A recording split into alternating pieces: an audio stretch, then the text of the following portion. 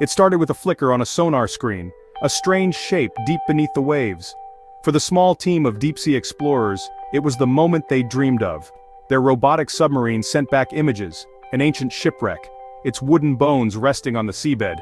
But it wasn't just the ship they'd found, it was the cargo. The robot's lights revealed chests, spilling with gold coins, silver bars and emeralds scattered across the ocean floor. No one had seen such a sight in over 4 centuries. Initial estimates were staggering, first £1 billion, then 5, finally settling at 16 billion. This was one of the largest sunken fortunes ever discovered. News exploded worldwide, capturing imaginations everywhere. The discoverers were hailed as heroes, modern adventurers unlocking secrets of the past. For a brief moment, it was pure joy, a story of adventure and history made real. People followed the news, watching as the first artifacts surfaced, a gleaming gold coin, a glowing emerald. These weren't just valuables, they were links to a lost world of empires and pirates. The discovery promised to rewrite history and fill museums with wonders. But as the reality of £16 billion set in, the story changed. The light of discovery cast long, complicated shadows. The find became a massive financial asset. With so much at stake, a new chapter began, the fight over who gets to keep the prize. The thrill of discovery was quickly replaced by a much older drama: who owns the treasure? The moment the treasure's value became public, the narrative shifted.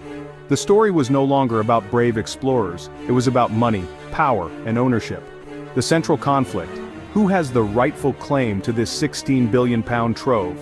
Suddenly, the finders were potential billionaires, and everyone wanted a piece. Governments, private individuals, and even distant descendants stepped forward. The treasure, once a symbol of shared history, became a source of bitter division. The dream of discovery collided with the hard reality of law and finance. Ownership became the battleground: finders, keepers, the country where it was found, the nation that owned the ship, descendants of those who lost it. Each perspective carried its own emotional truth, setting the stage for a monumental clash. The outcome would set a precedent for future discoveries: our sunken treasures, private jackpots, or collective heritage. The battle lines were drawn and the world watched as the adventure moved from the high seas to the courtroom. The question of who gets the gold became a question about our values and our connection to the past. The allure of lost treasure is ancient, woven deep into human history. Stories of sunken ships and lost cities have fueled expeditions for centuries. These finds are more than financial windfalls, they're windows into the past. Tutankhamun's tomb, for example, reshaped our understanding of ancient Egypt. Every Spanish galleon found tells a story of empire, trade, and the transfer of wealth. Treasures are time capsules. A coin reveals economies, pottery shows daily life, shipwrecks teach us about technology. When treasure is found, it's not just gold that surfaces, it's knowledge. Archaeologists see these finds as libraries waiting to be read. But treasure hunting is also a history of conflict. Empires claim sunken riches, declaring all treasure in their waters belonged to the crown, a principle still relevant today. The value of these treasures is twofold: the precious metals and their historical significance. A rare coin can be worth far more than its weight in gold. Governments may want to preserve history, salvagers want profit. This fundamental difference is at the heart of every battle over lost treasure. Each discovery becomes a modern fight over history, money, and meaning. The first claimants are the discoverers, the deep-sea salvagers who risked everything. For them, it's simple: finders, keepers. Their effort made the discovery possible. Next is the local government, arguing the wreck was found in their waters and belongs to the nation. They see the treasure as a national asset to be used for the public good. Then comes Spain, claiming the ship as a piece of its history and invoking international maritime law. Spain argues that state-owned vessels never lose sovereignty, no matter how long they've been sunk. Finally, there are the descendants and nations from which the gold was originally extracted. Countries like Peru and Bolivia argue the treasure was stolen through colonial exploitation and demand its return. This adds a powerful moral dimension to the legal battle. Each claimant has a story, a justification, and fierce determination. The fight is not just about wealth, but about history, justice, and national pride. The courtroom becomes a stage for centuries-old grievances. The world watches as the battle for the fortune unfolds. On land, treasure laws are relatively clear. Finders must report discoveries, and rewards are shared. But at sea, the legal waters are far murkier. The United Nations Convention on the Law of the Sea, UNCLOS, provides a framework, but interpretations vary. If a wreck is in territorial waters, national laws apply. In the exclusive economic zone, things get complicated. Sovereign immunity is key. Countries like Spain claim their naval vessels remain their property forever. Salvage law says finders deserve a reward for rescuing lost property. The UNESCO Convention on Underwater Cultural Heritage prioritizes preservation over profit, encouraging cooperation and in situ protection. Not all countries have signed this treaty, creating a patchwork of obligations, the result overlapping claims, conflicting laws, and international disputes. The law is as deep and murky as the ocean itself. Every new discovery tests the limits of these legal frameworks. The 16 billion pound treasure is now a case study in global maritime law. The outcome will shape the future of underwater exploration. History is full of treasure disputes that echo today's dilemma. The Atoka case saw a private team win a legal battle against the state of Florida, setting a precedent for salvagers' rights. But it also raised concerns about the commercialization of history.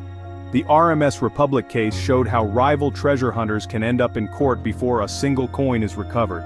These cases reveal there are rarely easy winners. Years of litigation often drain resources. Sometimes, settlements divide, the treasure salvagers get a share, while the most significant artifacts go to museums. Compromises leave no one completely happy, but they avoid endless legal warfare. Each case is a cautionary tale for today's claimants. The past shows that every treasure comes with a price, often paid in courtrooms, not just in gold. The 16 billion pound find is the latest chapter in this long, contentious history.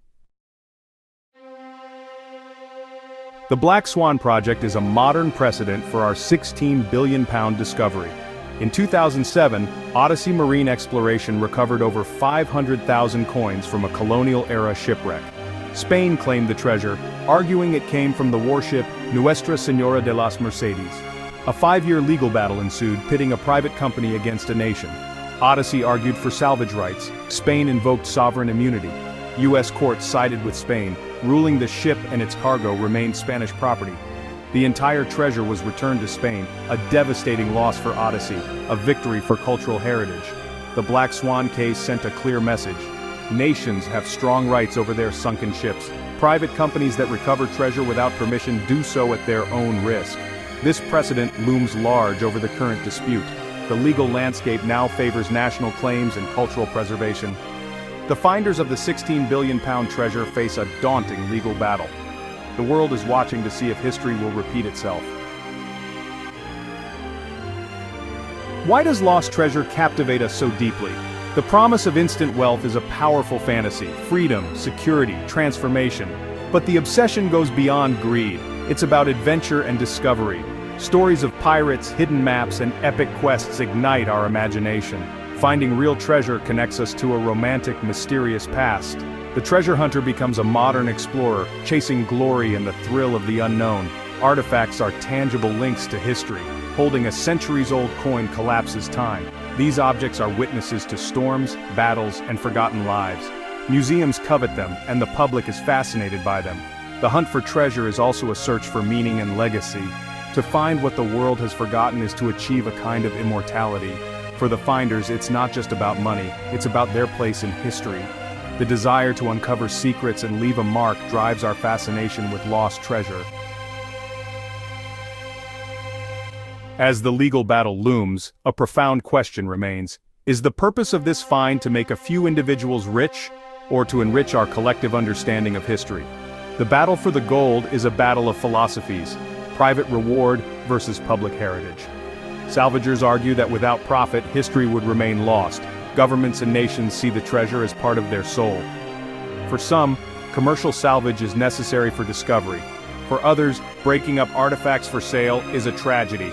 The public is caught in the middle, thrilled by adventure, but feeling the discovery belongs to all. Who should own a treasure that transcends borders and generations? Perhaps true ownership is about stewardship, not possession. The real question, who can best protect this link to our past and ensure its story is told? As the 16 billion pound question heads to court, the world waits. Will private fortune or public heritage triumph? The answer will shape how we value our shared history for generations to come.